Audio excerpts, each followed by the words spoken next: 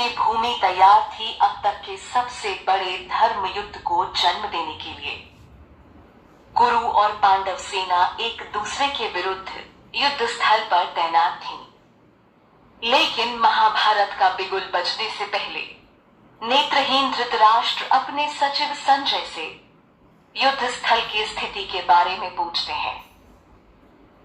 धृतराष्ट्र जानना चाहते थे कि युद्ध भूमि पर एकत्र हुए उसके पुत्र और पांडु पुत्र क्या कर रहे हैं। वो भली भांति जानते थे कि ये धर्म अधर्म के बीच होने वाली अब तक की सबसे बड़ी लड़ाई होगी। धृतराष्ट्र पांडु पुत्रों के साथ हुए अन्याय से भी परिचित थे, लेकिन अपने पुत्रों के मोह में वो और भी अंधे हो गए थे। वो नहीं चाहते थे कि युद्ध भूमि पर अब दोनों भाइयों के बीच किसी प्रकार का समझौता हो। लेकिन इस धर्म युद्ध को लड़ने के लिए स्वयं भगवान श्री कृष्ण पांडवों के साथ थे, जिसका डर धृतराष्ट्र को व्याकुल कर रहा था। वो जानते थे कि जहां श्री कृष्ण है वहीं धर्म की जीत होती है। अब तो बस अपने पुत्रों के भाग्य को लेकर आश्वस्त होना चाह रहे थे। श्री व्यास का शिष्य होने के कारण संजय को उनकी कृपा से दिव्य दृष्टि प्राप्त थी, जिसके कारण वो धृतराष्ट्र के कमरे में होते हुए भी कुरुक्षेत्र की भूमि पर हो रही सारी घटना को देख सकते थे। धृतराष्ट्र के सवाल का उत्तर देते हुए संजय ने उन्हें बताया कि हे राजन, पांडवों की व्यूह रचना को देखने के बाद राजा दुर्योधन अपने सेनापति द्रोणाचार्य के पास गए, जहां वो उनसे ये शब्द कहते हैं। दुर्योधन के पास एक विशाल और शक्तिशाली सेना थी। इसके बावजूद भी पांडवों की व्यूह रचना देख वो अपने गुरु व सेनापति द्रोणाचार्य के पास गया। अधर्मी दुर्योधन के दिल में पैदा हुए डर की यह पहली निशानी थी। वो अच्छे से जानता था कि पांडवों के खिलाफ युद्ध आसान नहीं होगा। पांडवों का यह व्यूह उसे अपना काल बनता नजर आ रहा था। पांडवों की व्यूह रचना के संदर्भ में दुर्योधन सेनापति द्रोणाचार्य को कहता है कि हे आचार्य, जरा पांडु पुत्रों की विशाल सेना को देखें, जिसे खुद द्रुपद के पुत्र धृष्टद्युम्न ने बड़ी कौशलता से तैयार किया है। ये कौशलता उसने खुद द्रोणाचार्य से ही सीखी थी, क्योंकि वो उनका शिष्य था। गुरु शिष्य रिश्ते के कारण ही द्रोणाचार्य ने धृष्टद्युम्न को पूर्ण युद्ध कौशल सिखाया था। युद्ध तो मूल रूप से पांडव और कौरव भाइयों के बीच था, लेकिन इस समय द्रुपद के पुत्र की बात छेड़ना भी दुर्योधन की एक चाल थी। वो द्रोणाचार्य को द्रुपद के साथ हुई एक राजनीतिक दुश्मनी की याद दिलाता है। इस दुश्मनी के बाद ही द्रुपद ने द्रोणाचार्य के विनाश के लिए बेटे धृष्टद्युम्न को अग्निकुंड से पाया था। यानी द्रुपद ने एक महान यज्ञ से धृष्टद्युम्न को प्राप्त किया था, जिसके द्वारा आगे चलकर द्रोणाचार्य का वध होना था। आज वही द्रुपद पुत्र पांडवों के साथ खड़ा है और पूरी बुद्धिमानी से उसने ये व्यूह रचना की है। इसीलिए जिसे न भेद पाने का डर दुर्योधन को सता रहा है, इसीलिए वो अपने गुरु को सचेत करने आया है। दुर्योधन युद्ध भूमि में सामने खड़ी पांडव सेना को देख उसका वर्णन सेनापति द्रोणाचार्य से करता है।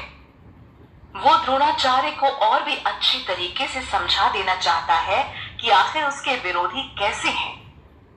वो कहता है कि इस सेना में सिर्फ भीम और अर्जुन ही नहीं, बल्कि उनके समान अनेक वीर योद्धा भी शामिल हैं, जैसे महारथी युयुधान, विराट तथा द्रुपद।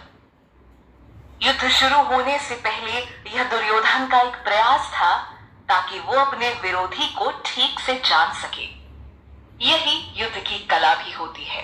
दुर्योधन अपनी बात को जारी रखते हुए आगे कहता है कि युयुधान, विराट तथा द्रुपद के अलावा पांडव के दल में धृष्टकेतु, चेकितान, कशिराज, पुरुजित, कुंतीभोज तथा शैव्य जैसे महान योद्धा भी शामिल हैं। कहीं ना कहीं वो अपने सेनापति को इन सब के प्रति सचेत करना चाह रहा है। पांडव की सेना के बारे में दुर्योधन बताता है कि इसमें पराक्रमी युद्धामन्यु, शक्तिशाली उत्मौजा, सुभद्रा का पुत्र तथा द्रौपदी के पुत्र जैसे महारथी शामिल हैं। इस तरह वो विरोधी सेना दल की एक समीक्षा अपने सेनापति के सामने रखता है। इसके पीछे दुर्योधन की एक खास कूटनीति छिपी है जो आगे के श्लोक से उजागर होती है। विपक्षी दल को देख समझ लेने के बाद अक्सर व्यक्ति अपनी स्थिति पर भी एक नजर डालता है। यही दुर्योधन ने भी किया। अब वो अपने सेनापति द्रोणाचार्य से कहता है कि हे ब्राह्मण श्रेष्ठ, अब आप मेरे महान सेना नायकों के बारे में भी जान लीजिए। यानी अब दुर्योधन अपने शक्तिशाली योद्धागणों के बारे में उन्हें बताना चाह रहा है। वो साबित करना चाहता है कि युधिष्ठिर की सेना चाहे कितनी मजबूत हो, लेकिन उसके योद्धा भी कोई कम नहीं है। यहाँ दुर्योधन समझदारी का ताना बाना बुनते हुए द्रोणाचार्य को बताना चाहता है कि आखिर उसकी सेना पांडु सेना के मुकाबले कितनी मजबूत है। वो उन्हें बताता है कि मेरी सेना में तो खुद आप हैं। आपके अलावा भीष्म, कर्ण, कृपाचार्य, अश्वत्थामा, विकर्ण तथा सोमदत्त का पुत्र भूरिश्रवा है। दुर्योधन ने खास तौर पर उन योद्धाओं के नाम बताए जो हमेशा विजयी रहे हैं। लेकिन हैरान करने वाली बात थी कि इन तमाम नामों के बीच दुर्योधन अर्जुन के रथ की कमान संभालने वाले श्री कृष्ण को नजरअंदाज कर गया, जिनके चलते ही वास्तव में उसके साम्राज्य की काया पलटने वाली थी। भगवान कृष्ण के खेल में उन्हीं को हरा पाना असंभव है। हाँ, पर प्यार के आगे वो खुद हारने को तैयार हो जाते हैं। बता दें कि दुर्योधन सारे मौके गंवा चुका था। श्री कृष्ण के समझौते को ठुकरा कर ही आज वो महाभारत के रण में खड़ा था। लेकिन इसके बावजूद भी वो खुद को बहुत शक्तिशाली मान रहा था। वो अपनी सेना का परिचय देने के साथ यह भी कहता है कि मेरी सेना में ऐसे अनेक शूरवीर हैं जो मेरे लिए अपनी जान भी दे सकते हैं। वे सभी युद्ध विद्या में माहिर हैं और उसके साथ ही उनके पास कई प्रकार के हथियार हैं। ऐसा बताकर वो गुरु द्रोणाचार्य के सामने अपनी जीत का डंका बजा रहा था। इस श्लोक में निस्संदेह दुर्योधन का घमंड झलक रहा है, जो कि अपनी और पांडव सेना की शक्ति के बीच एक तुलना को प्रस्तुत कर रहा है। दुर्योधन की नजर में उनकी सेना भीष्म पितामह द्वारा संरक्षित है, जो कि बहुत अनुभवी है और इस कारण उनकी सेना को हरा पाना मुश्किल है।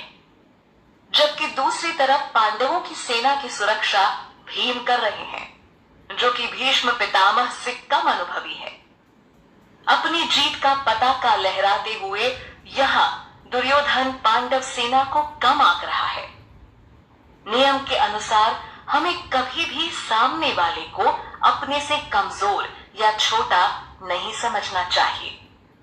लेकिन अपनी जीत को लेकर आश्वस्त दुर्योधन इस नियम को तोड़ते हुए नजर आ रहा था, क्योंकि उसमें भीष्म पितामह जैसे महान सेनापति के अपने साथ होने का घमंड है। पिछले श्लोक से दुर्योधन की मानसिकता का पता चलता है कि कैसे वो पूर्ण रूप से भीष्म पितामह और उनके युद्ध कौशल पर निर्भर है।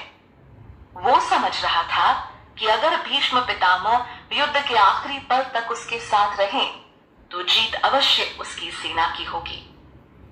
भीष्म पितामह की शक्ति का परिचय देने के बाद अब वो यहाँ अपने बाकी सैनिकों को संबोधित करता है। दुर्योधन उन्हें आदेश देता है कि आप सभी अपने अपने मोर्चों पर खड़े होकर भीष्म पितामह की सुरक्षा करें। वो नहीं चाहता था कि उसके सैनिकों की व्यूह रचना को दुश्मन भेद कर सरलता से भीष्म पितामह तक पहुंच सके।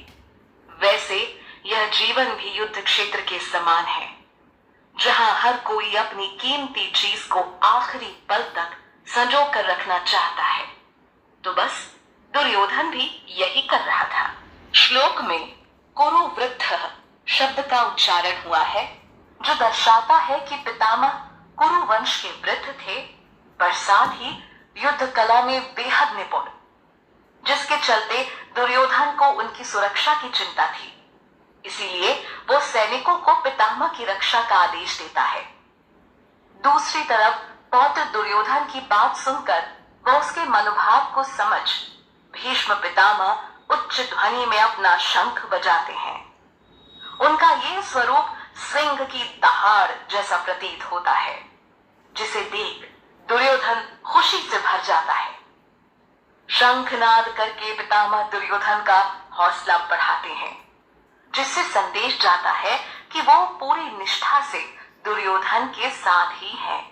पितामह ने तो शंखनाद कर महाभारत का आगाज कर दिया, जिसके तत्पश्चात शंख, नगाड़े, बिगुल, तुरही तथा सींग भी एक साथ बज उठे। इन सब की ध्वनि से माहौल में कोलाहल मच गया। तैयारी पूरी हो चुकी थी। अब तक का सबसे बड़ा इतिहास कुरुक्षेत्र के रण पर लिखा जाना था।